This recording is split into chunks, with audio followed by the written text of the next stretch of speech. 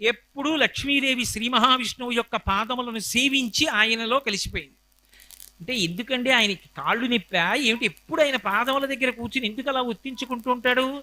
లేకపోతే ఆయనకి స్త్రీల మీద ఏమైనా చులకనా? ఆ కాళ్ళు పట్టించుకోవడం ఏమిటి అని మీరు అనుకోకూడదు. దాని వెనక ఒక రహస్యం ఉంటుంది. ఆవిడ ఆయన పాదములు పట్టింది తప్ప ఆయన పాదములు పట్టమని అడగలేదు.